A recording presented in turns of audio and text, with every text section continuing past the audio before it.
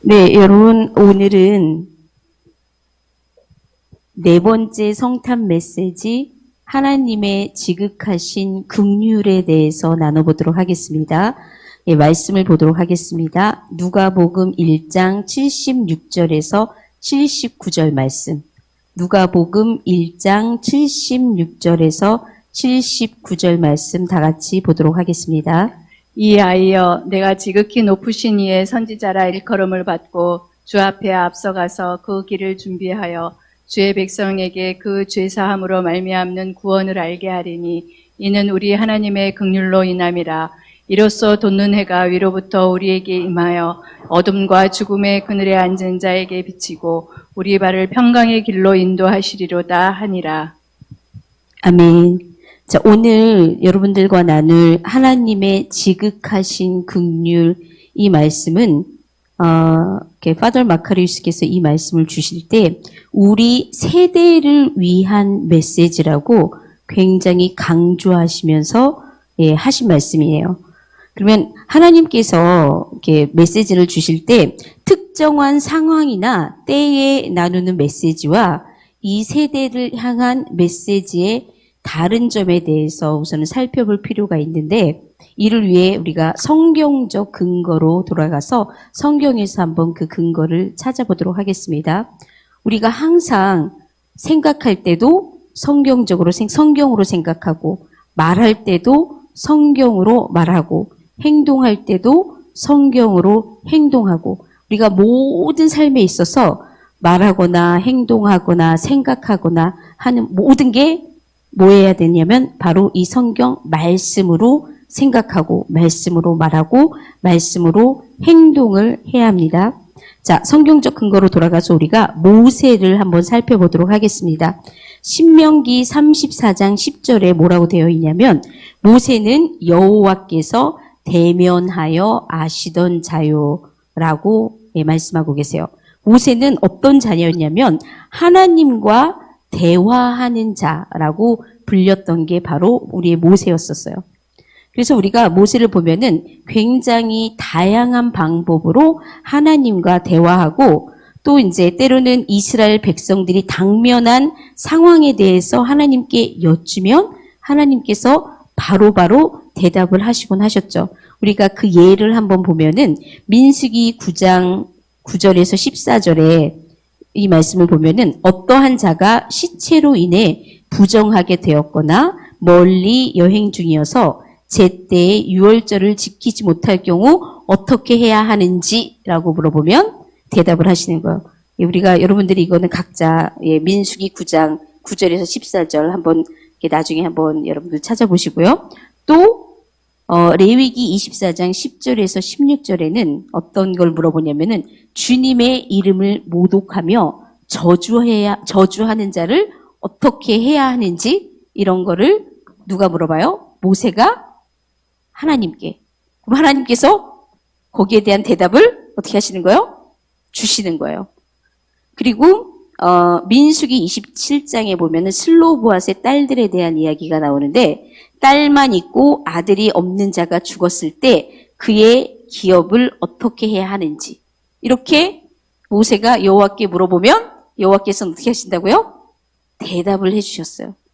여러분 이렇듯 모세는 하나님과 대면하는 자였고 하나님과 대화하는 자였어요. 그래서 어떤 상황에서나 무슨 문제가 생기거나 아니면은 이 이스라엘 백성들을 통치할 때 이제 모르겠으면 누구에게 물어보는 거예요? 하나님께 물어보면 하나님께서 어떻게 해야 하는지를 자세히 모세에게 가르쳐 주셨어요. 자, 이렇듯 하나님께서 특정한 때나 상황에 대해서 물어봤을 때 대답해 주시는 그런 메시지들이 있는가 하면 또 이제 모세가 또 부름을 받고 산으로 올라가서 40일을 머문 후에 하나님의 말씀을 받는 장면이 나오죠. 이 장면은 앞에 물어보던 그때와 굉장히 다른 상황이에요. 우선은 모세가 40일을 내내 그곳에 있으며 계속 하나님께서 모세와 대화하고 계셨던가요? 그게 아니라 그렇지 않았고 모세는 하나님과 매우 특별한 교제를 나누기 위해 그리고 주님으로부터 특별한 말씀을 받기 위해서는 뭐가 필요했냐면은 준비될 그럴 필요가 모세에겐 있었어요. 그래서 그가 어디로 올라갔죠?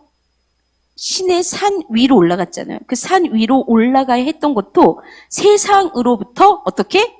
떨어져 있기, 단절하여 있기 위해서 어디로 올라가는 거예요? 산으로, 산 꼭대기로 올라가는 거예요. 그래서 계속 위를 향해 올라가면서 세상과 세상 안에 있는 모든 것들이 작아져 결국은 모세의 시야에는 누구밖에 보이지 않는 거예요? 주님 외에는 그 어느 것도 보이지 않고 그 어느 것도 남아있지 않게 되는 거예요. 그래서 이 모세가 신성한 임재 가운데 세상의 것들을 씻어내고 아래에 있는 모든 것들을 잊어버리고 위를 향한 생각과 마음을 가지고 어디로 올라가는 거예요? 산 위로 올라가는 거예요. 이거는 세상과의 단절을 의미하잖아요. 여러분 이게 바로 뭐예요? 우리 가운데 은둔이에요. 은둔.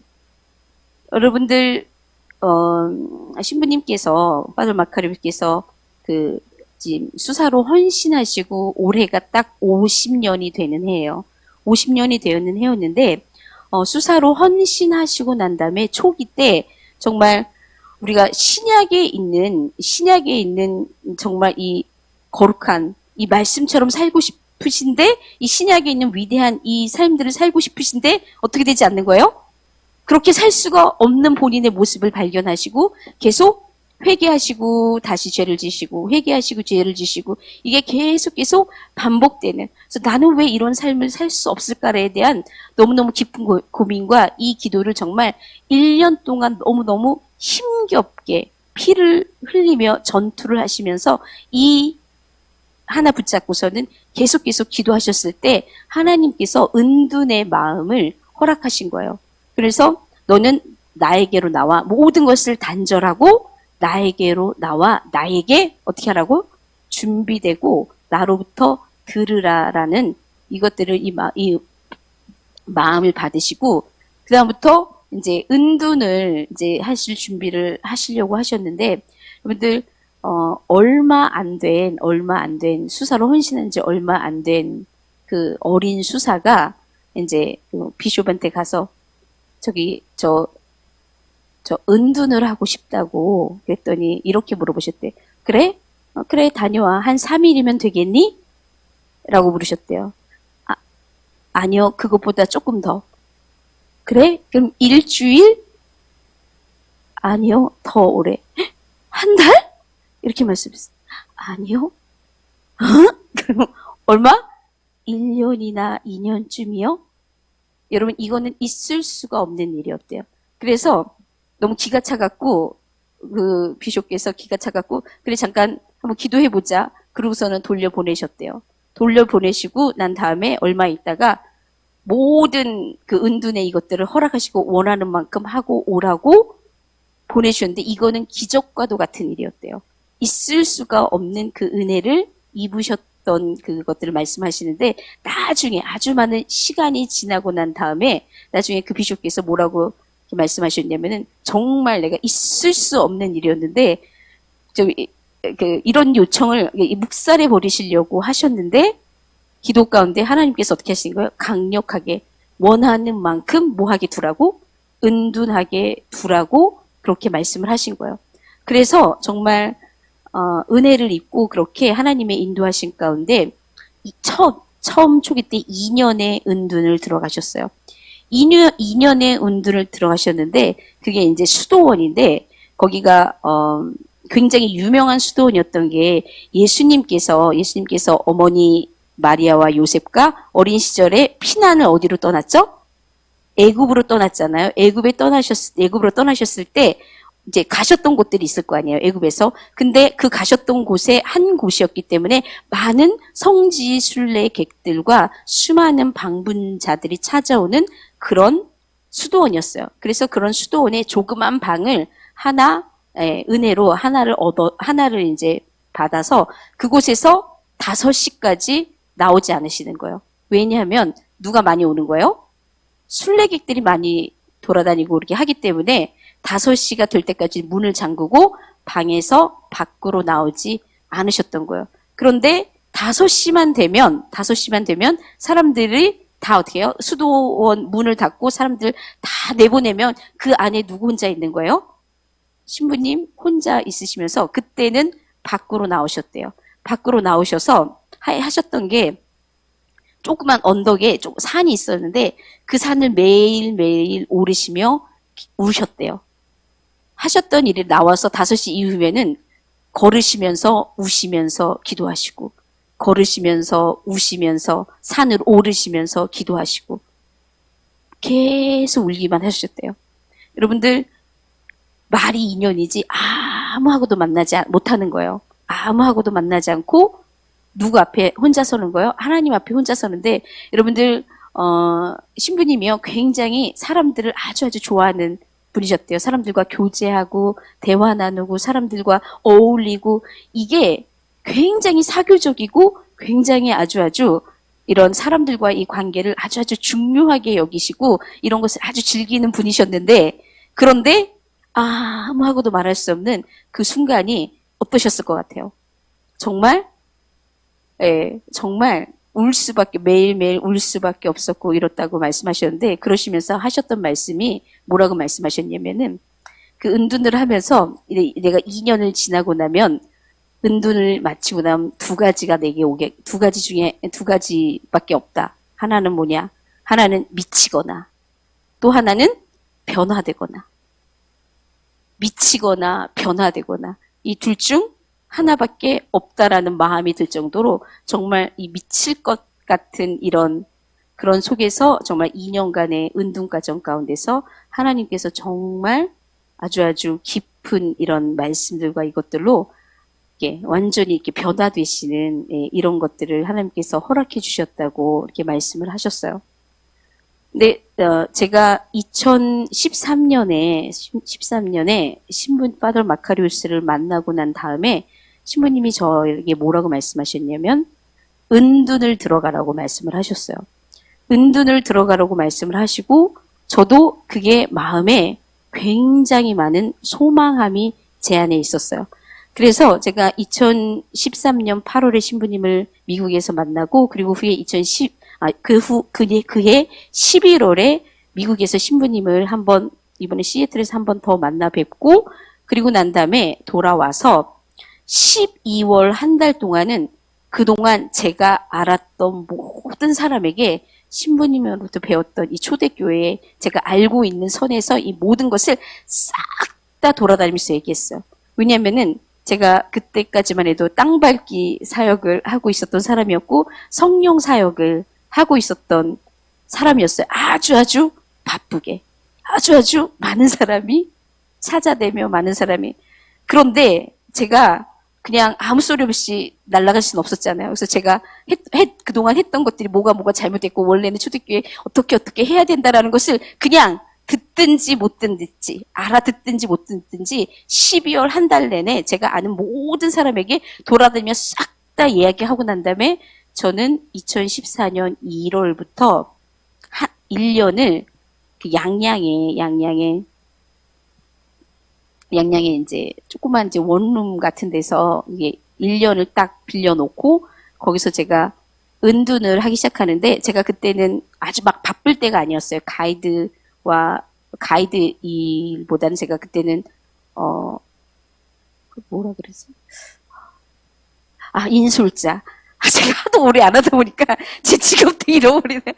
인솔하는 일만 했었어요. 그래서 인솔하는 일은 그때는 1월, 2월, 3월, 4월에 한 팀씩 있고 그 다음에 5월, 6월, 7월, 8월은 일이 없고 그 다음에 거의 후반기 때는 9월에 하나 있고 이렇게 있고 일이 거의 없을 때였어요. 그래서 딱 그 일을 갔다 한 달에 일을 다녀오고 나서 열흘, 그다음에 일을 다녀오고 나서 한 달, 일을 다녀와서 2달, 그다음에 일을 다녀오고 나서 3달 이렇게 제가 1년을 은둔을 하는데 정말 저는 그때 미쳤던 것 같아요.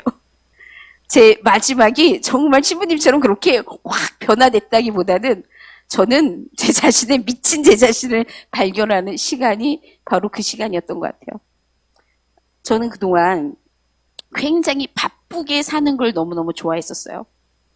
저는 시간 단위로 시간을 딱딱 쪼개갖고서는 이 시간 사용하는 것들을 너무너무 사랑하던 사람이었어요. 그래서, 오늘은 내가 시간을 너무 잘 썼다. 딱 잘 쓰고 나면, 뿌듯하다. 이런 마음으로 이렇게 살던 사람이었는데, 그래서 수많은 바쁜 일들을 막 하고, 그런데 그 사이사이에 쪼개서, 기도하고, 쪼개서, 말씀 보고, 쪼개서, 이렇게 하는 시간들 있잖아요. 그런 시간들을 제가 너무너무 이렇게 잘했던 거예요. 그럴 때마다 항상 마음에 어떤 마음이 있었냐면은, 내가 조금만 시간이 더 있었더라면 내가 더 하나님의 말씀을 깊이 봤을 텐데, 내가 조금만 더 시간이 있으면 더 하나님 앞에 깊이 예배하며 경배하며 이렇게 나갈 텐데, 나는 시간이 정말 없어서 너무 안타깝다라는 이런 마음이 제 안에 이런 교만하고 이런 아주 말도 안 되는 이런 뿌듯함이 뭔가 이런 것들이 제 안에 있었어요. 근데 그래서 이제 은둔 갈 때는 정말 기대하는 마음으로 갔었어요. 나는 이 시간을 얼마나 정말 잘 보낼까? 내가 하나님 앞에 내가 24시간 내가 다른 아무 일 없이 하나님 앞에서 내가 24시간을 말씀과 기도와 정말 경배와 정말 나에게는 정말 놀라운 변화가 일어날 거야. 그 기대함으로 딱 내려갔어요. 그런데 정말 제 안에 있는 모든 것들이 올라오기 시작했었어요. 정말 말씀 보는 게 제일 싫었고요. 경배하는 게 정말 엎드려 경배하는 게 바쁠 때는 잘하는데 시간이 많을 때 하려니까 너무너무 안 돼. 이 머릿속에는요, 온갖 그 공상의 나래와 상상의 나래와, 금식하잖아요? 이제 배고플 때 되면은, 이제 상상의 나래가 이제 펼쳐지는 거예요. 뭐가 먹고 싶다. 그러다 보면 하루가 다 가더라고요. 그러면 제 마음이 어떻겠어요? 난 도대체 뭐 하는 것이지? 근데 이런 일들이 제 안에 반복되어지면서 제가 느꼈던 건, 나는 내 본성은 하나님 말씀 보는 거를 제일 싫어하는 애구나. 나의 본성은 내가 하나님 앞에 엎드려 경배하는 게 제일 힘든 애구나. 나의 본성은 내가 먹을 것을 이렇듯 탐하는 애였구나. 정말 저 속에 있는 이 리워야단이 정말 매일매일 제 안에서 용솟음 치기 시작하는데, 제가 핸드폰을 딱 일주일에 하루 정해진 시간, 그 대신 제가 언제 딱 보기로만 했지 끝을 정해놓진 않았거든요. 왜냐하면 그렇게 끝을 정해놓을 필요는 없다고 생각했어요.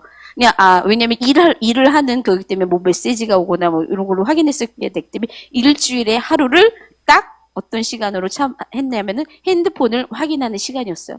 그러면 그 일주일에 그 시간만을 기다리죠. 확인을 하잖아요? 카톡 메시지 확인하고 확인하잖아요? 거기서 끝나는 게 아니죠. 손을 잡았잖아요. 파도에 파도를 타고 몇 시간씩 놓을 수가 없는 거예요. 이걸 놓으면 내가 언제 다시 이 핸드폰을 손에 줄 수 있나? 이런 마음 때문에 정말 미치는 줄 알았어요. 그러면서 정말 나 그동안 내가 정말 하나님 앞에 있는 게 내가 제일 행복했다고 내가 입으로 말했던 그 고백은 다 거짓말이었구나. 내가 주님 한 분만으로 만족하겠다던 그런 나의 고백은 모두 새빨간 거짓말이었구나를 제가 철저히 깨닫는 그런 시간들이었었어요. 그런데 정말 그 은둔의 시간 가운데는 우리 가운데 드러날 수 없는 부분들이 드러나기 시작하고, 내가 알지 못하던 나의 모습들이 마구마구 드러나기 시작하더라고요. 그래서 1년의 시간들을 이제 보내고 나면서 이제 제가 그때 저의 그 모든 교만과, 그리고 제가 바쁘게 막 사역하던 사람들이었잖아요. 이 사람한테도 연락해보고 싶고, 저 사람한테도 연락해보고 싶고, 이 사람은 잘하고 있는지, 저 사람은 정말 너무너무 연락하고 싶은 거예요. 근데 이것들을 딱 끊고 이렇게 하려니까 정말 이 사욕으로 막 가던 애가 뚝 끊어버리고 아무것도 단절하고 딱 양양이라는 그 딱 외딴 곳에 딱 갖다 놓으니까 정말 제가 너무너무 미칠 것 같은 그런 시간들을 보냈어요. 그래서 그런 1년의 시간을 제가 보내고 난 다음에 1년의 시간쯤이 다가올 때쯤 제가 하나님의 이런 뜻이 내 안에 알아지기 시작하고 그분의 음성과 그분의 이런 인도하심과 그분의 정말 이런 것들이 제가 점점 깊이 깨달아가는 그 순간에 제 마음에 어떤 하나님의 이제는 은정 네가 알고 있는 이것들을 많은 사람들과 나누라라는 그 말씀을 주셨기 때문에 제가 내가 이 은둔을 접어야 되나? 내가 이 은둔을 접고 이제 돌아가야 되나? 그런데 나는 여기 더 있고 싶은데 왜냐면 더 드러나고 그런데 이런 음성과 이런 감동이 제 안에 있을 때 그때 신부님한테 편지가 왔어요. 은정 이제는 은둔을 접고 나와라. 나와서 하나님의 이 초대교회 가르침들을 너와 함께하는 사람들과 나누기 시작해라. 그래서 제가 왜냐면 이게 이제 확증이 되었잖아요. 그러고 난 다음부터 제가 나와서 정말 이렇게 제가 그동안 또 알았던 분들이며 이런 분들에게 계속 이것들을 전하기 시작했어요. 전하기 시작하고 그러면서 제가 이제 가이드로 나가기 시작하면서 정말 많은 분들에게 이 경배가 이 초대교회 가르침들을 이제 가르치는 그 일들을 하는데 정말 너무너무 쉴 새 없이 바쁘게 정말 눈코 뜰 새 없이 정말 제가 이스라엘 왔다 갔다를 정말 쉴 새 없이 그 시간을 딱 보내고 난 다음에 이 코로나로 말미암아 제가 갈 수 없는 그런 딱 시간이 지나면서 제가 두 번째의 은둔을 작년 사순절 때 2달의 그 시간들을 보내면서 그때는 정말 처음 은둔할 때와는 너무너무 다른 정말 제 안에 있는 정말 하나님의 수많은 게 놀라운 이런 깊은 교제와 이런 하나님을 만나는 그런 놀라운 이런 시간들을 경험하면서 제가 느꼈던 거는 뭐였냐면요. 우리가 평상시에 살면서는 우리가 영적으로 샤워하고 이렇게 하지만 정말 우리도 알지 못하고 내가 알지도 못하고 그리고 내가 알아도 벗어날 수 없는 찌든 때와 같은 이런 것들은 우리가 깊은 은둔의 시간 가운데 하나님만 바라고 있는 그 시간이 아니면 이게 드러날 수도 없고 이게 처리될 수도 없고 해결될 수도 없다라는 그런 사실을 깊이 제가 느끼게 되면서 그러면서 제가 이렇게 두 번째 은둔의 시간들을 이제 끝내고 그다음에 이제 다시금 이렇게 밖으로 나왔는데 정말 지금 이 시즌은 하나님께서 저뿐만이 아니라 우리 모두를 지금 어떤 격리를 시키셨잖아요. 그렇죠? 우리를 은둔으로 몰아넣는 시간이에요. 지금 하나님께서 우리를 은둔으로 몰아넣는 시간이에요. 여러분 우리가 시간이 정말 많아요. 그렇죠? 그러면은 그 시간 가운데 하나님께서 얘네가 은둔을 하지 않으니까 정말 너무너무 중요한 얘네가 은둔을 하지 않으니까 어떻게 하시는 거예요? 갑자기 단어가 생각이 나잖아. 우리가 은둔을 하지 않으니까 강제적으로 하나님께서 은둔의 자리에 지금 몰아넣으신 거예요. 여러분들 우리가 그 속사람 그 책에 보면은 옛 습성이 옛 사람이 죽는 방법이 나오는데 그 중에 들어가는 한 가지가 뭐예요? 은둔이에요. 은둔.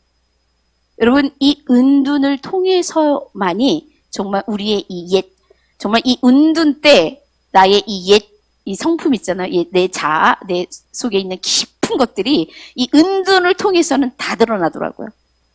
그럼 이 은둔을 통해서 정말 우리의 자아를 죽이는. 그래서 여러분들이 은둔의 시간 가운데로 들어가는 것들이 지금 너무너무 필요한 것 같아요. 그런데 뭐라고 격려해 주셨냐면 우리는 너무 바쁘잖아요. 신부님은 그냥 그게 직업이 그게 일이시니까 은둔을 하실 수가 있지만 우리는 그렇잖아요.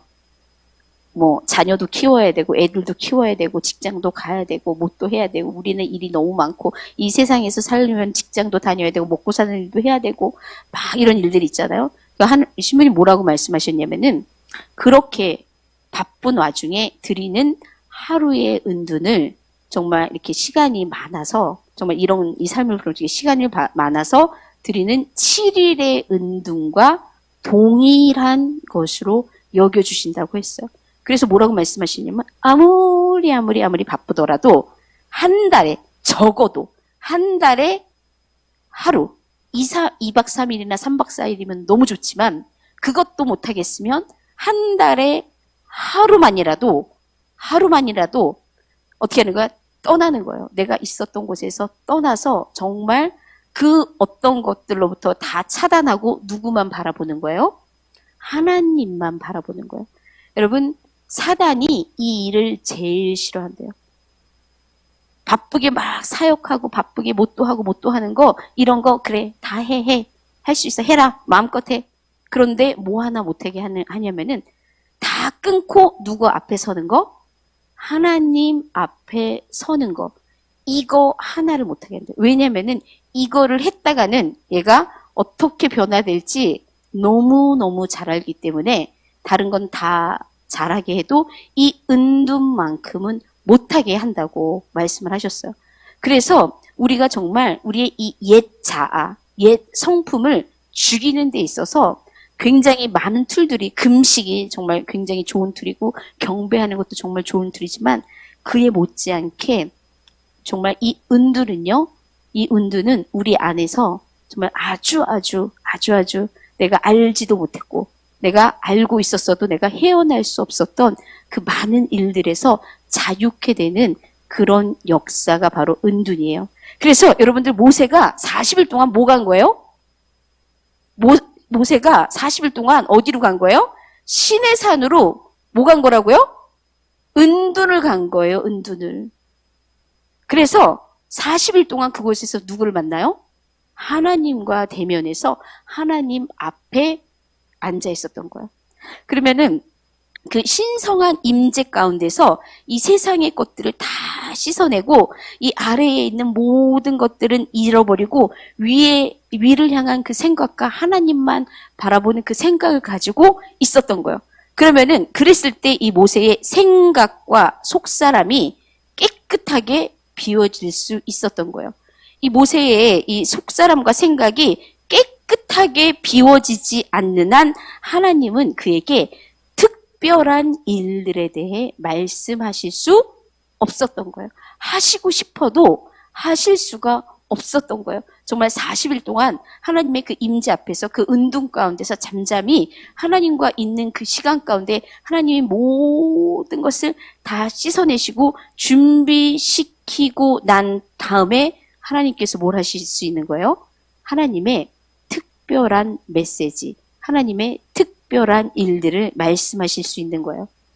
자, 그래서 구름 속으로 들어간 모세는 하나님의 영광과 그분의 임재의 영광에 사로잡혔고요. 그로 인해 감각들이 아마 평소 같지 않았을 거예요. 아마 황홀한 상태가 된 그때에 모세는 어떻게 되었냐면 변화된 거예요. 영적인 존재로 바로 모세가 변화됐어요. 그로 인해서 하나님은 영으로서 영인 모세에게 마음과 마음으로 말씀하실 수 있으셨던 거예요. 그때는 말이 필요치 않은 거예요. 마음과 마음이 온전히 연합됐기 때문에 마음에서 마음으로 하나님께서 모세에게 말씀하실 수 있는 거예요. 그래서 이 영적인 존재인 모세에게 말씀을 하신 건데, 그래서 그제서야 하나님의 마음에 있던 비밀들이 풀어져 흐르게 된 거예요. 근데 우리가 정말 기억해야 될 것들은 뭐냐면요. 대화 이전에 뭐가 필요하다고요? 변화가 필요한 거예요. 대화 이전에 변화가 우리들 가운데 필요한 거예요. 우리들이 하나님의 음성을 듣고 싶어요. 하나님의 뜻을 알고 싶어요. 하나님의 뜻이 무엇인가요? 아무리 구해도 우리가 변화되지 않는 한 하나님은 말씀하시고 싶어도 말씀하실 수가 없는 거예요. 자, 그런데 하나님께서 그 산 꼭대기에서 모세에게 주신 말씀은 특정한 상황에 관련된 말씀이나 또 어떠한 질문에 대한 답이 아니었어요. 그때 주셨던 메시지는요, 한 세대에서 수많은 세대를 향해 하나님께서 마음에 두신 신비를 모세에게 풀어주셨던 거예요. 모세는 살아있는 말씀을 받아 우리에게 주던 자라고 사도행전 7장 38절에 증언하고 계세요. 모세는 살아있는 말씀을 받아 우리에게 줄 수 있었는데 그럴 수 있었던 이유는 모세가 변화됐기 때문이에요. 그래서 모세는 오고 올 세대 가운데 대대로 이어질 뭘 받은 거예요? 율법과 계명을 받은 거예요. 그냥 상황에 대한 이런 게 아니라 오고 올 세대를 향해 대대로 이어질 율법과 뭐를요? 계명을 받아내는 거예요.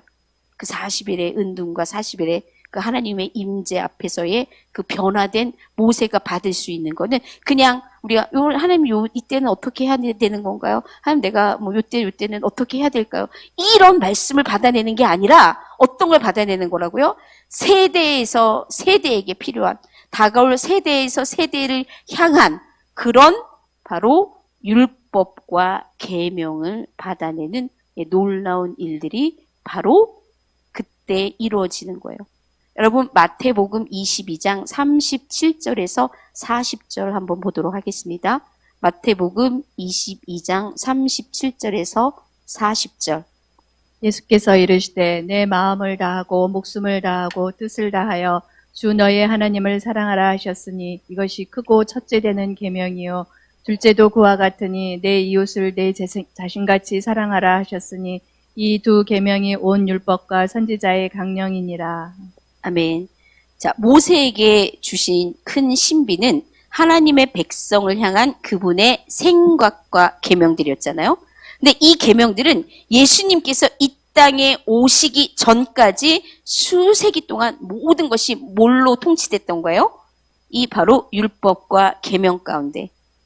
근데 모세는 거기서 이렇게 율법과 계명을 받아낸 것뿐만 아니라 모세 자신이 완전히 변화되는 그 변화를 맛보았던 거죠. 이 특별한 교제가 반복적으로 이 모세 가운데 있고 난 다음에 모세가 어떻게 변했나요? 그 얼굴에서 광채가 나서 어떻게 됐죠? 예, 이스라엘 백성이 볼 수 없었기 때문에 얼굴을 어떻게 가리는 거예요? 수건으로 가리는 거예요. 여러분 이게 변화산에서 일어났던 그 변모잖아요. 그걸 누구는 받은 거예요? 모세는 받아낸 거예요. 예수님께서 변화산에서 그 변모되셨던 정말 그분의 신성이 하나님 나라가 임하는 그 순간을 누가 받아낸 거예요? 모세가 영광으로 변하는 정말 하나님의 이 광채를 온전히 얼굴에 받아내는 그런 변화된 사람이 되었던 거죠. 그래서 우리 모세의 삶을 보면 모세가 백성 가운데 보이지 않을 때는 어디를 간 거예요? 항상 하나님의 임재 가운데 들어간 거예요. 여러분 예수님께서도 예수님의 사역을 보면 사람들 사역하시죠. 그 다음에 항상 뭐라고 얘기해요? 한적한 곳에 나아가 따로 떨어져서 밤 늦도록 새벽녘까지 해질 때부터 그 다음 해 뜰 때까지 어떻게 하는 거예요? 정말 하나님 앞에 나아가 무슨 시간을 갖는 거예요? 하나님과 그분 앞에서 단 둘만의 어떤 교제를 갖는 거예요? 은둔의 그 교제에 그렇게 성부 성자 성령의 삼위일체의 연합의 사랑 가운데로 들어가는 거예요. 여러분 이게 없이는 하나님의 마음을 받아서 이 하나님의 마음을 세대와 세대에게 전해줄 그런 역사가 우리들 가운데 일어나지 않는 거예요. 그렇기 때문에 우리가 정말 세대와 세대를 변화시키는 이 세대에서 세대로 이어지는 이 세대에게 하시는 하나님의 말씀을 받아내는 사람들이라면 뭘 해야 되는 거예요? 은둔 가운데 정말 온전히 다른 것 세상으로부터 다 단절되고 하나님의 임재 앞에서 온전히 변화돼서 그분의 이런 말씀과 그분의 세대를 향한 메시지를 받아내는 그런 사람들이 되어야 돼요. 그래서 한 세대를 향한 말씀을 받기 위해 짧지도 않고 쉽지도 않은 여정을 통해 성령님께서 가르치시는 하나님의 사람들이 많이 있었어요. 그래서 이제는 이 메시지가 한 세대를 위한, 즉 우리 세대를 위한 메시지임을 깨닫고 하나님께서 오늘 우리에게 주시는 이 메시지를 풀어볼 텐데, 여러분들 이 메시지는 신부님이 정말 깊은 은둔과 이런 과정들을 통해서 받아낸 그런 말씀들이에요. 이게 지금 우리의 세대 가운데 하시는 하나님의 음성인 줄 여러분 우리가 가슴에 깊이 새기고 그 어느 때보다 이 말씀에 집중하시면서 하나님께서 지금 이 세대 가운데 원하시는 것이 무엇인지 여러분 우리가 다 듣고 우리가 다 그대로 행할 수 있는 그런 정말 저와 여러분들이 됐으면 좋겠습니다.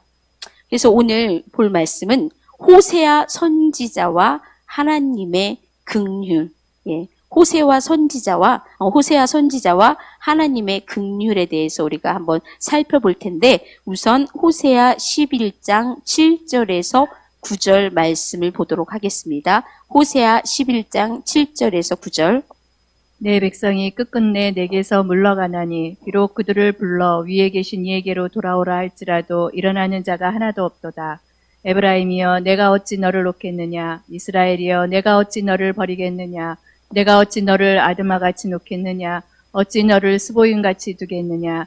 내 마음이 내 속에서 돌이켜 나의 긍휼이 온전히 불붙듯 하도다. 내가 나의 맹렬한 진노를 나타내지 아니하며 내가 다시는 에브라임을 멸하지 아니하리니 이는 내가 하나님이요 사람이 아님이라. 내 가운데 있는 거룩한 이니 진노함으로 내게 임하지 아니하리라.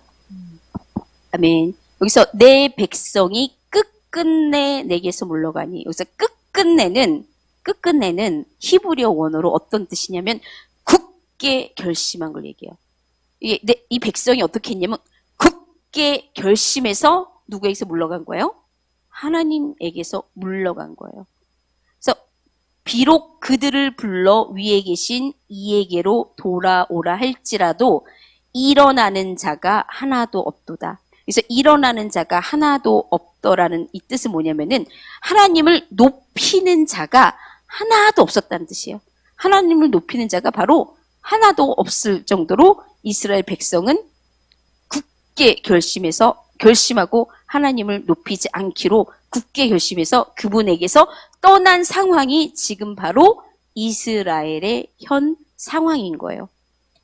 자, 우리가 매일매일 하는 영적 행위는요, 우리 자신의 유익을 위해 몹시 필요한 것들이죠. 왜냐하면 우리가 예배하고 경배하고 금식하고 뭐하고 하는 모든 것들은 다 누구의 유익이에요? 우리를 위한 유익이잖아요. 우리의 속사람이 자라게 하는 우리 모든 우리가 지금 드리는 이 예배며 이 경배며 이 금식이며 말씀 먹는 거며 하는 은둔 하는 모든 것들은 다 뭐예요? 우리의 영적인 유익, 우리가 정말 몹시 필요한 그런 것들이에요. 하지만 주님은 어떤 사람을 찾고 계시냐면은 주님은 그분을 높이는 자들을 찾고 계시다고 말씀하세요. 다시 말해 주님의 모습 그대로 주님을 보는 자들을 찾고 계시다라는 거예요. 우리가 그분을 높이는 자들을 찾고 계신다고 하셨잖아요. 우리는 말로는 하나님을 높이잖아요. 영광. 주님만이 높임을 받으소서. 응? 주님밖에는 없습니다. 우리 이렇게 말로는 어떻게 하는 거예요? 하나님을 정말 말로는 높여요. 하나님은 이거를 하나님을 높이는 거라고 말씀하고 계시지 않는 거예요. 우리가 말로만, 우리가 찬양 가운데 내가 말로 고백으로 이렇게 하나님의 이름을 높이는 거, 이게 하나님을 높이는 게 아니다라고 말씀하시는 거예요. 그러면 어떤 게 하나님을 높이는 거냐? 그건 바로 주님의 모습 그대로 주님을 보는 것. 이게 바로 하나님을 높이는 거라고 말씀하시고요. 또 주님을 지극히 존귀하며 영원히 거하시며 거룩하다 이름하는 이와 거룩하고 하늘보다 높이 되신 분으로 바라보는 자들을 하나님께서는 찾고 계시다고 말씀하세요. 자, 우리는 모든 행실과 매일의 삶 가운데 진정으로 주님을 위대하다고 말하며 그분께 영광을 돌리고 있나요? 자, 거룩하신 하나님의 백성으로서 구별되고 거룩하게 사는 것이 주님을 높이는 것이라고 하나님께서 말씀하세요. 우리가 그분을 거룩하게 하는 게 하나님의 백성으로 구별돼서 할례를 온전히 받고 이 세상 단절돼서 완벽하게 구별돼서 거룩하게 사는 것이 어떤 거라고요? 주님을 높이는 거라고. 주님께 영광을 돌리는. 우리는 그동안 말로만 주님을 찬양하고 말로만 주님을 높였어요. 하나님께서 말씀하시는 거예요. 내가 너희들의 그 말만 하는 거에 sick and tired하다고. 내가 지쳤다고. 내가 피곤하다고. 여러분, 하나님이 지금 우리를 향해 내가 이제는 그만해라. 이제는 지쳤다. 너희들이 말로만 나를 높이고 너희들이 말로만 나를 영화롭게 하겠다고 하고 말로만 하는 이거에 나는 지쳤다라고 말씀하고 계시진 않나요? 여러분, 우리들의 행위가 완벽하게 구별되고 우리들이 완벽하게 정말 세상과 구별되어서 거룩한 삶을 사는 것만이 하나님께서 영광 받으시고 그분의 이름을 높이는 거라고 주님이 말씀을 하고 계세요. 자, 우리가 베드로전서 1장 15절에서 16절 말씀을 보도록 하겠습니다. 베드로전서 1장 15절에서 16절. 오직 너희를 부르신 거룩한 이처럼 너희도 모든 행실에 거룩한 자가 되라. 기록되었을 때 내가 거룩하니 너희도 거룩할지어다 하셨느니라. 네. 교회가 주님께 늘 영광을 돌리고 있나요? 지금 이 한국 교회가 주님께 늘 영광을 돌렸나요? 영광을 돌렸으면은 지금의 이런 모습이 아마 아니었을 거예요. 혹시 사역과 예배를 올려드리면서 때때로 오락과 재미와 웃음을 주는 곳으로 이 교회가 변질된 것은 아닌가요? 여러분, 우리 교회 가운데는요, 너무 많은 세상의 물결들이 들어와 있어요. 수많은 오락과 재미와 웃음을 그동안 너무너무 많이 추구했어요. 자, 하나님께서는 이 곳이 어떻게 되길 원하시는 거예요? 거룩하게 되길 원하시는 거예요. 우리들의 재미를 위한 곳이 아니고 우리들의 만족을 위한 것이 아니고 우리들의 오락을 위한 곳이 아니라 바로 하나님이 거하시는 그분이 거룩한 그분이 정말 이곳에 임하실 수 있는 그런 거룩한 성전이 되어야 되고 거룩한 하나님의 집이 되어야만 해요. 자, 성경에 기록된 시편 93편 5편에 뭐라고 기록되어 있냐면 거룩함이 주의 집에 합당하니 여호와는 영원 무궁하시리이다. 뭐가 주의 집에 합당한 거예요? 거룩함이 주의 집에 합당한 거예요. 주의 집은 거룩함만이 합당한 거예요. 여러분, 정말 이 초대교회는 제가 지난번에도 말씀드렸듯이 이 교회가 얼마나 거룩한지 하나님이 항상 임재해 계셨기 때문에 죄 있는 사람이 문이 이렇게 닫힌 것도 아닌데 보이지 않는 이 벽이 어떻게 죄인들이 못 들어가게 어떻게 한다고요? 막는다고요. 여러분, 지금의 교회의 모습은 그런 모습이 없는 거예요. 그렇기 때문에 하나님께서 우리 세대 가운데 뭘 말씀하고 계시는 거예요? 하나님께로 돌아오고 정말 그분으로부터 정말 온전히 정말 그분의 임재 가운데서 우리가 변화를 받아서 정말 이 세상으로부터 구분돼서 정말 하나님이 온전히 거하실 수 있고 그래서 하나님이 말씀하실 수 있고 그래서 하나님의 말씀이 우리들에게 세대를 향한 말씀이 우리들을 통해 풀어져서 그 세대를 향한 말씀이 이 온 땅 가운데 그게 그리스도의 통치하심으로 나타나져야 하는 게 바로 하나님께서 지금 우리들에게 바라시죠. 예전부터 이 마음은 하나님이 변함이 없으신 거예요. 아담을 만들었던 그 순간부터 이 하나님의 마음은 우리를 향한, 인류를 향한, 사람을 향한 이 마음은 변하실 수 없는 그런 마음이신 거예요. 자, 그런데 하지만 주님을 높이기를 거부한 백성들에 대한 주님의 반응을 한번 이렇게 살펴보도록 하면 호세아 선지자가 말하죠. 에브라임이여 내가 어찌 너를 놓겠느냐.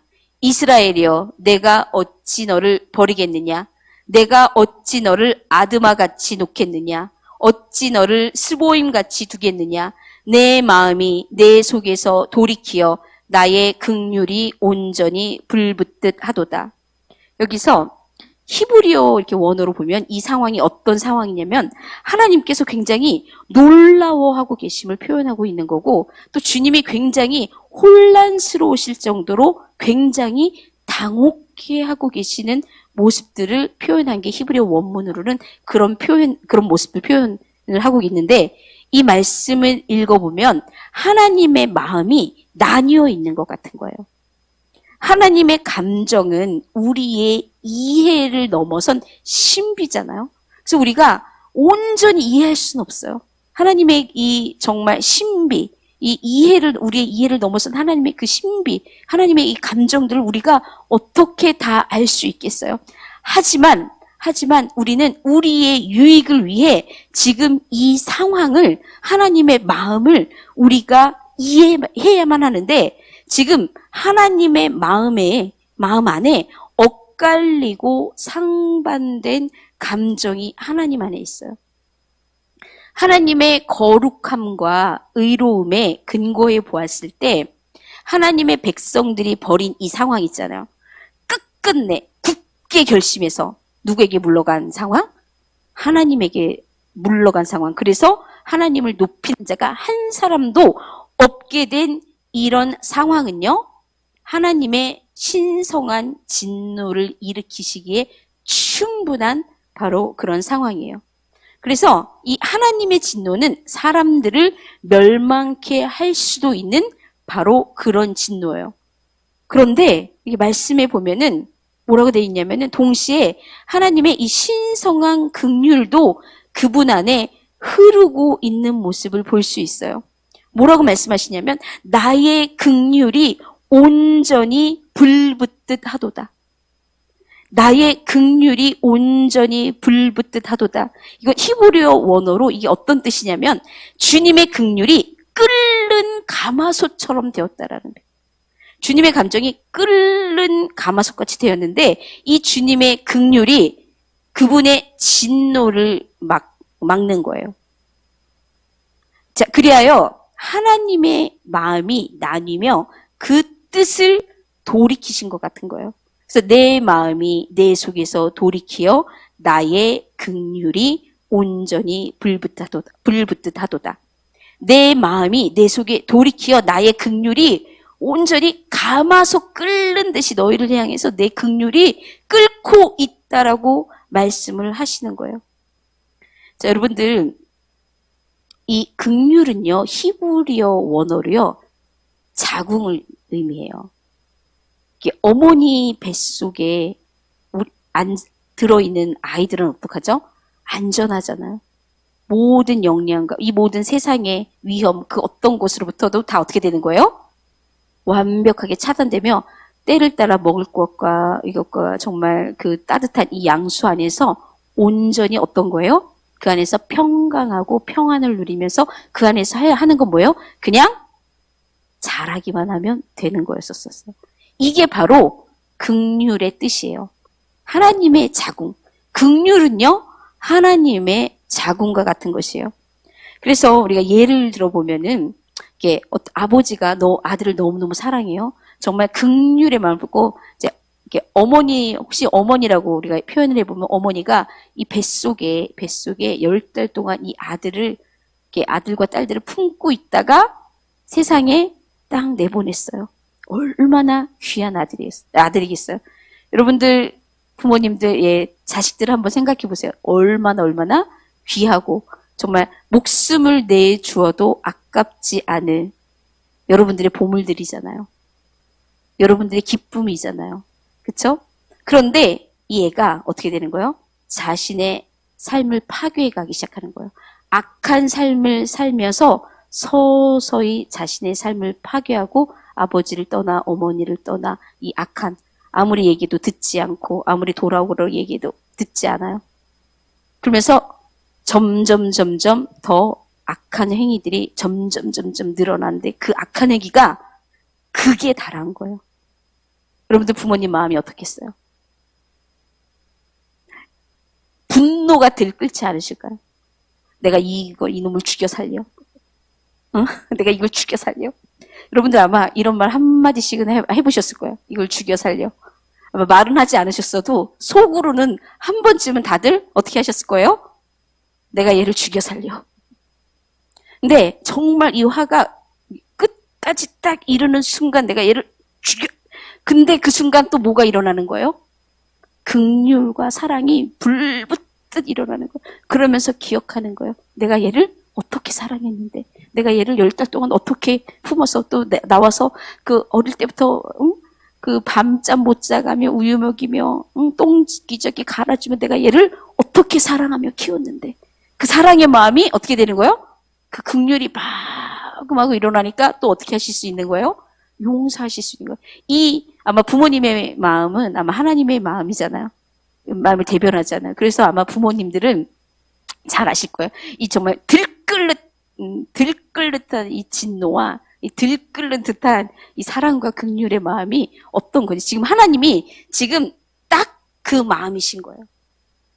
그래서 인간인 우리가 하나님의 이 마음을 이해할 수 있다면 하나님의 입장은 그분은 얼마나 더 하시겠어요. 우리를 향한, 왜냐면 그분은 의로우신 분이기 때문에 거룩하신 분이기 때문에 우리를 향한 진노도 정말 우리가 상상할 수 없는 진노일 거예요. 우리를 멸해버릴 수밖에 없는 그런 진노예요. 그런데 하나님의 그 긍휼과 사랑은 또 너무너무 크신 거예요. 그래서 마침내 하나님은 결단을 하시는 거예요. 여러분 호세아서 11장 9절 말씀을 보도록 하겠습니다. 호세아서 11장 9절. 내가 나의 맹렬한 진노를 나타내지 아니하며 내가 다시는 에브라임을 멸하지 아니하리니 이는 내가 하나님이요 사람이 아님이라. 내 가운데 있는 거룩한 이니 진노함으로 내게 임하지 아니하리라. 예, 이 상황이 아주 중요하고 우리들 가운데는 아주 민감하면서 중요한 거예요. 그래서 이게 보면은 마치 하나님께서는 그분의 신적 경륜에 있어 스스로 위기를 겪고 계신 것처럼 보여지는 그런 모습이에요. 자, 인간이 그들 자신들 뿐만이 아니라 그들이 책임져야 하는 이 땅까지도 파괴하는 악을 행하는데 하나님이 그것을 보고만 계실 수 있을까요? 그럴 수 없으시겠죠. 그러면 이 악을 보지 않은 것처럼 무시하실 수 있으실까요? 그것도 가능한 일이 아니에요. 자, 하나님은 그분 자신이나 그분이 선포하신 기준을 무시할 수 없는 분이시기 때문이에요. 그의 보좌의 기초는 뭐예요? 의와 공평이에요. 하나님의 의는요, 그 어떤 상황에서도 변할 수가 없는 거예요. 그렇기 때문에 하나님께서 선포하신 그 기준 절대로 하나님이 무시하실 수 없는 게 바로 하나님이세요. 자, 그렇다면 주님은 어떻게 하실지, 그러니까 호세아는 사람들을 꾸짖고 그들의 허물을 드러내 보인 후 다음과 같은 말로 우리에게 정말 놀라움을 안겨주는데요. 우리가 호세아서 14장 4절에서 5절 말씀 그리고 8절을 보도록 하겠습니다. 먼저 호세아서 14장 4절에서 5절을 보도록 하겠습니다. 내가 그들의 반역을 고치고 기쁘게 그들을 사랑하리니 나의 진노가 그에게서 떠났음이니라. 내가 이스라엘에게 이슬과 같으리니 그가 백합화같이 피겠고 레바논 백향목같이 뿌리가 박힐 것이라. 아멘. 자, 이제 8절을 보도록 하겠습니다. 에브라임의 말이 내가 다시 우상과 무슨 상관이 있으리요 할지라 내가 그를 돌아보아 대답하기를 나는 푸른 잣나무 같으니 내가 나로 말미암아 열매를 얻으리라 하리라. 네. 자, 이 구절은 호세아서의 마지막 장인데, 즉 호세아가 선지자로서의 여정을 마칠 때 한 바로 그 말인데, 자, 이 놀라운 마지막 장면은 하나님의 선하심과 지혜의 깊이를 나타내 보여주고 있고요. 또 하나님에 대한 반항과 불신으로 가득 찬 백성들을 향한 그분의 위대한 사랑을 나타내주고 있어요. 그러니까 어떻게 된 걸까요? 하나님의 태도가 갑자기 이렇게 바뀌기라도 하신 걸까요? 잘못을 고치려 하지 않는 백성들에게 진노를 그치고 그들을 치유하며 사랑하실 수 있는 것일까요? 이것은 하나님의 원칙과 계명을 깨트리는 일이잖아요. 게다가 정말 하나님이 이 원칙과 계명을 깨트리면은 그분이 깨트리면은 이 세상은 뭐예요? 의와 공평 가운데 이루어진 이 세상의 질서는 무너질 수밖에 없는 거예요.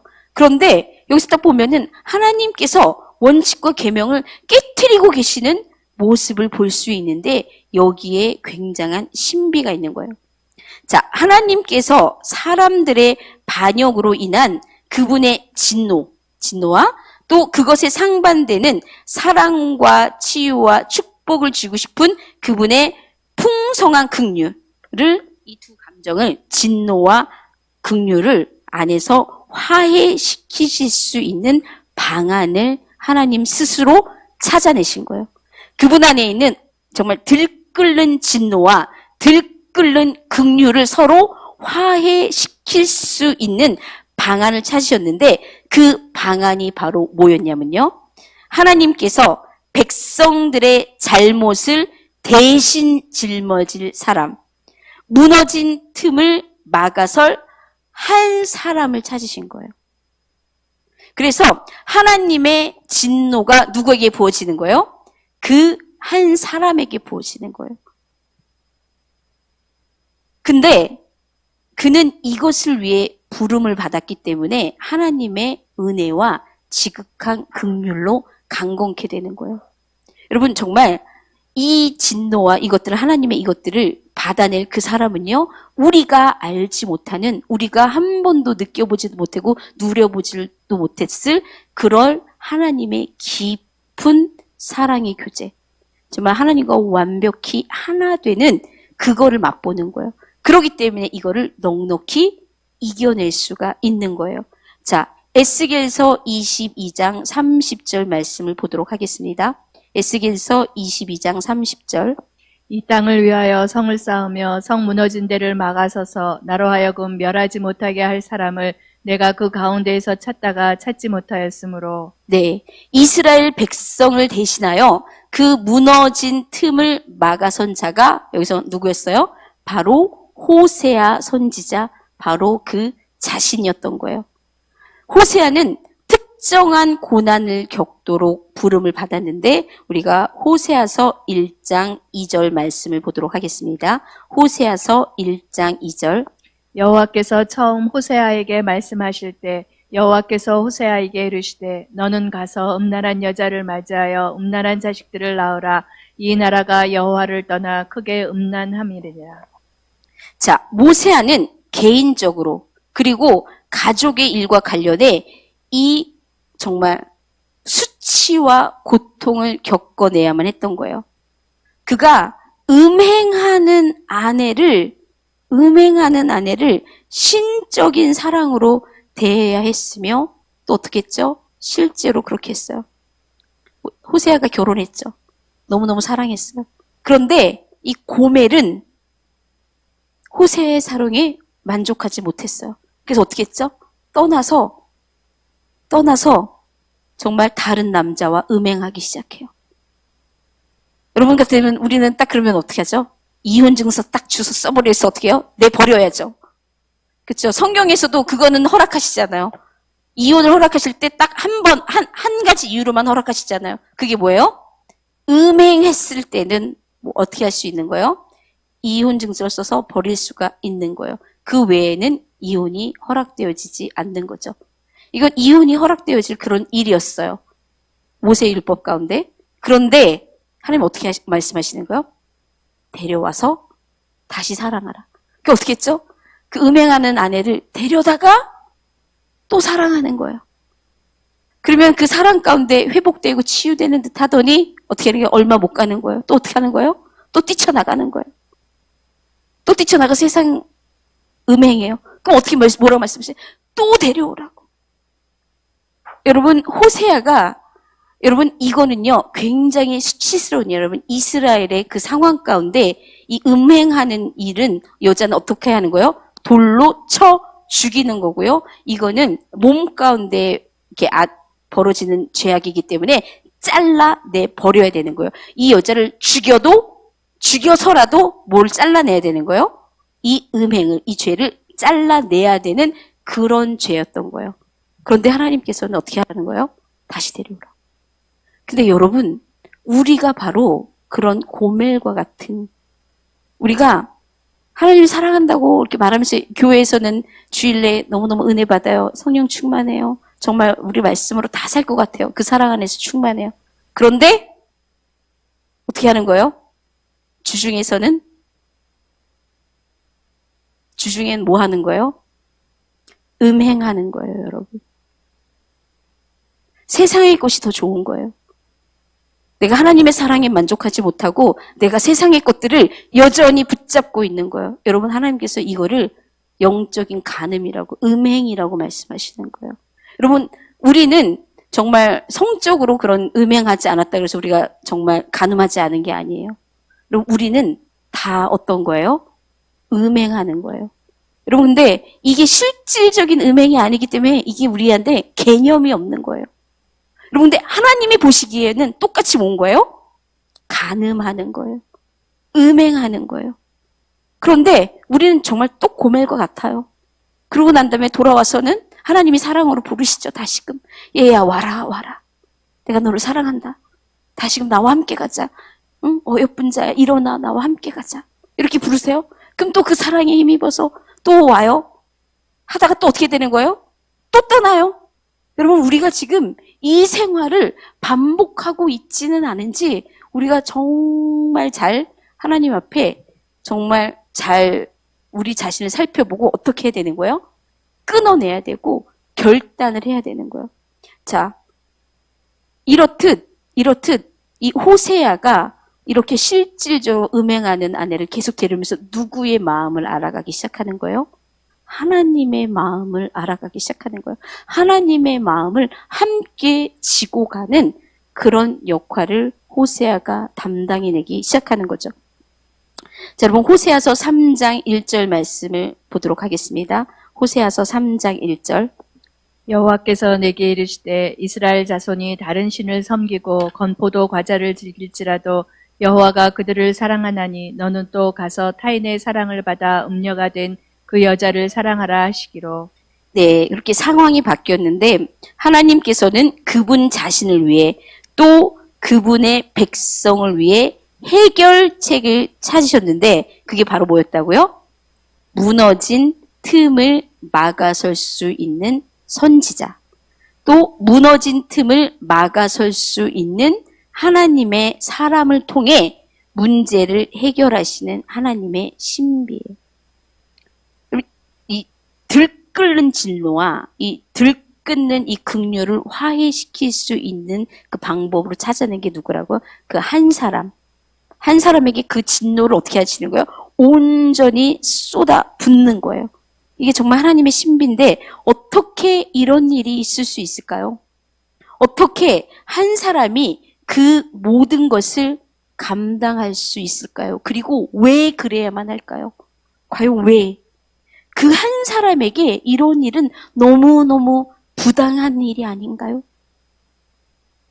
자, 이 선지자를 통한 이 신비로운 해결책은 바로 그리스도의 신비에, 예수 그리스도의 그 신비에 기반을 두고 있는 거예요.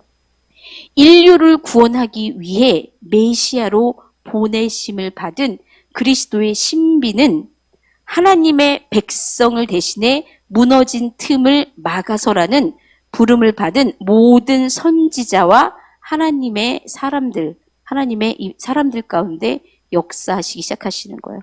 그분의 신비가 그 선지자와 그 하나님의 사람들에게도 그 구원의 이 그리스도의 신비가 흘러 들어간 거죠. 이 바로 메시아로서의 부르심인 거죠. 메시아로서의 부름을 받은 그런 선지자들인 거예요.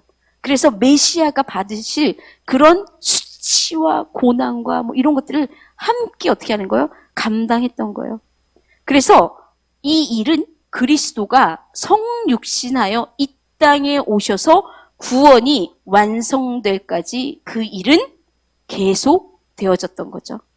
그래서 마침내 누가 오신 거예요? 예수님이 오셨어요. 예수님이 오셔서 그분이 정말 십자가 상에서 하나님의 이 들끓는 듯한 진노를 어떻게 하신 거예요? 받아내신 거예요. 실제로 받아내신 거예요.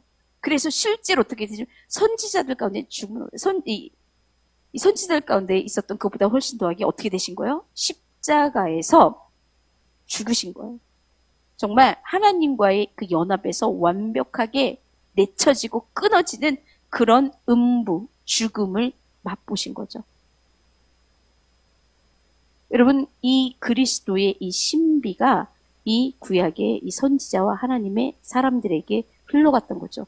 그러면 지금도 이 신비는 동일하게 선지자의 임무를 받은 그리고 부름을 받은 모든 하나님의 사람들 가운데 역사하실 수 있는 거죠. 자, 그들은 이 임무를 수행하면서 그들 안에 역사하시는 뭐에 의지하는 거예요? 하나님의 은혜에 의지하는 거예요. 여러분 정말 너무너무 힘들고 수치스럽고 고통스럽고 고난, 하나님이 정말 알 수 없는 욥이 받았던 그런 고난과 같은 그런 고난, 정말 이 하나님, 이 사도 바울이 받았던 그런 고난, 이게 다 메시아적 부르심을 입은 하나님의 사람들이었기 때문에 이 그리스도의 고난에 동참하며 이 세대를 향한 이 하나님의 이 마음들이, 하나님의 긍휼이 이 땅 가운데 온전히 풀어질 수 있도록 무너진 곳을 막아서며 정말 이들이 뭘 해주는 거예요? 우리를 위해 중보하는 거예요. 여러분 이런 부르심이 지금 하나님께서 이 세대 가운데 바로 우리들에게 하나님이 말씀하시는, 우리들에게 초청하시는 바로 그런 부르심이라는 거예요. 자, 이런 하나님의 사람들의 마음에 부어진 특별한 사랑에 대한 반응으로 하나님을 향해 열심을 갖고 백성들을 대신해 어떻게 하는 거예요? 하나님의 긍휼을 구하며 부르짖고 있는 거예요. 그래서 그들은 이런 부름을 받기에 합당하게 준비되고 하나님의 은혜로 강건케 되며 그들의 임무를 완성하고 이 민족을 위해 하나님의 구원을 전하는 증인이 될 수 있는 거죠. 이것은 호세아 시대에 실제로 일어난 일이었고요. 호세아를 지나 이 이사야 수많은 선지자들 통해 이 그리스도께서 누구들에게? 정말 하나님의 그리스도의 신부들에게 바로 이런 부르심을 어떻게 하고 계신 거예요? 초청하고 계신 거예요. 그래서 백성들은 하나님의 이 희생적인 사랑에도 깨어나지 못하며 이 변덕과 반역을 계속해서 반복하고 있잖아요. 우리의 모습이 바로 계속 지금 우리도 어떻게 하고 있나요? 계속 변덕을 부리며 왔다 갔다 이 일이 우리 가운데 일어나고 있는 거예요. 그러면은 하나님께서 지금 이 시대 가운데 하나님의 긍휼이 풀어지고 있지 않다. 하나님의 정말 온전한 긍휼이 이 땅 가운데 풀어지고 있지 않다라고 한다면 그거는 지금 이 메시아적 부르심을 감당할, 선지자적인 부르심을 감당할 하나님의 사람을 하나님은 찾고 계신데 어떻게 하시는 거예요? 준비된 자들을 아직 못 찾고 계신 거예요. 여러분들, 하나님께서 지금 여러분들에게 이 메시아적 부르심, 이 선지자적 부르심으로 초대하고 계신데 그렇기 때문에 하나님께서 정말 우리들에게 속사람이 강건하게 이제 이 유업이 회복되어 이 모든 것들을 이제 말씀하시면서 우리가 정말 이 속사람을 어떻게 옛사람을 어떻게 죽이고 속사람이 어떻게 강건하게 되는지 이 모든 것들을 다 우리들에게 허락하셨어요. 그런데 우리는 어떻게 반응하고 있나요, 여러분? 여러분 정말 나는 어떻게 반응하고 있나요? 우리는 그 부르심에 순종하고 있지 않아요. 우리가 순종하면서 가겠다고 하지만 그것은 너무너무 빈약한 거예요. 그러면은 하나님께서 지금 이 시간, 이 세대 가운데 우리들에게 원하시는 바로 그 모습은 정말 완벽하게 단절하고 은둔 가운데 들어가며 정말 이 세상과 완벽하게 단절하고 하나님 앞에 설 자들, 그렇게 준비되는 자들을 하나님께서 찾고 찾으시는 거예요.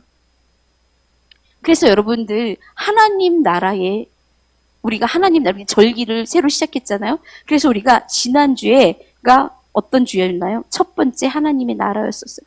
그때 세례요한을 통해 완벽한 패러다임의 변화에 대해서 말씀하시잖아요. 그러면서 뭐라고 말씀하세요?